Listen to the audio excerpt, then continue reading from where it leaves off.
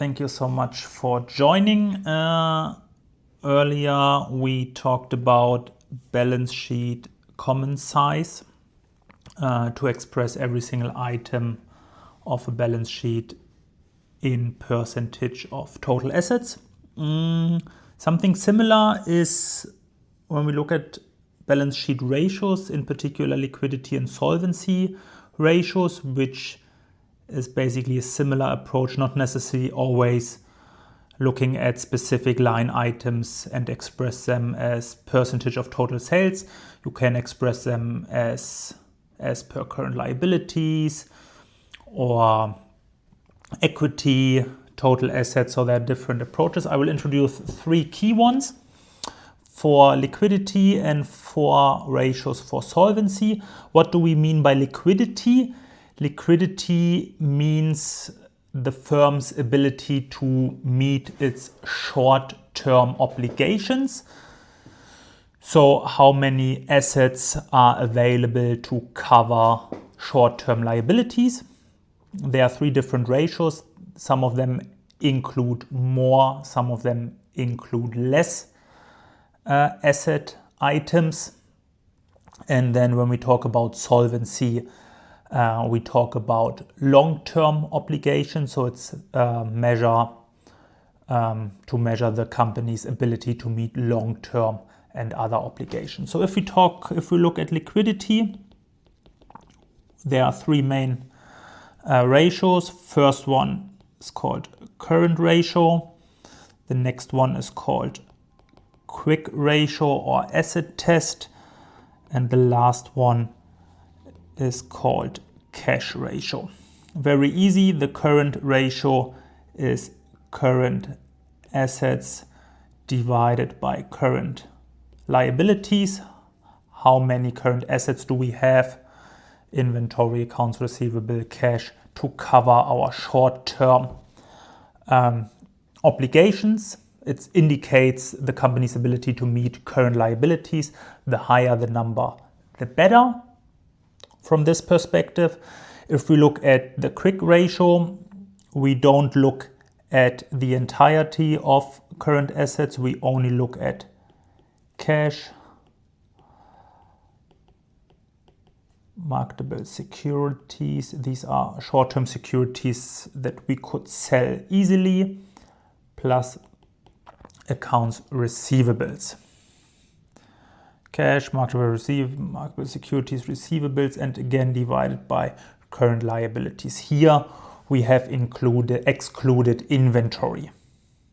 This one is plus inventory. Current assets, inventory is included. Here it excludes inventory. Same indicator, ability for a company to meet current liabilities. The higher the quick ratio, again, the more current assets are available to cover current liabilities. And the most narrow perspective is the cash ratio, which only looks at cash plus marketable securities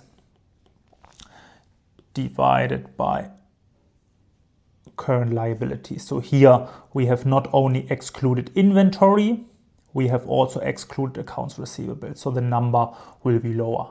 If you compare those three ratios, the current ratio will always be the highest number, then quick, and then cash, depending on what you would like to look at. If there are liquidity issues, then you would basically liquidate potentially those things first. These are even more accessible to be liquidated than accounts receivables when you go to your customers to ask for cash collection.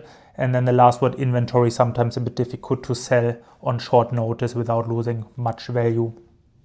So that's why usually that's the direction. Then if we look at solvency, similar approach. We have long-term debt to equity. We have debt to equity ratio,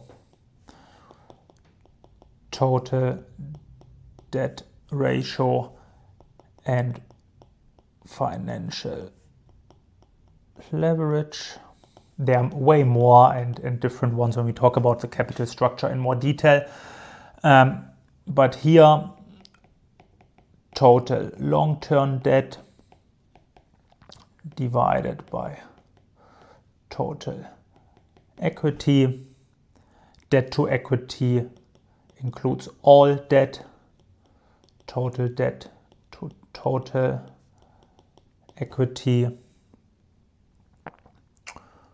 Total debt here is total debt but over total assets. And then financial leverage, the last one here, is total assets over total equity. Yeah, different formulas, different denominators. In general, it talks about the financial risk of a company and the financial leverage. Just be mindful, sometimes a good number is good, sometimes a high number is good, sometimes a lower number is good. It depends on what you put in the numerator and denominator. So just be mindful in general when working with ratios. It really depends how you construct those. Here you can see it's a bit different. Here we had our obligation, our liability part in the denominator. Here we have our obligation in the numerator, so it's a bit different. The higher the number here, the riskier.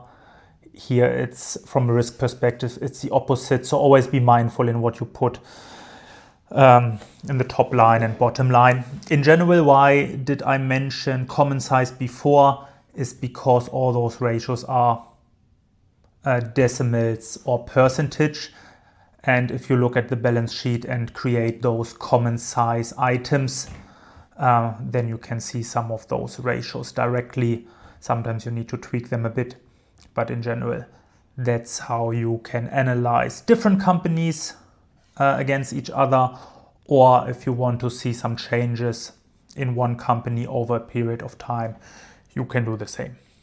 Thank you so much for watching. Talk to you later. Bye bye.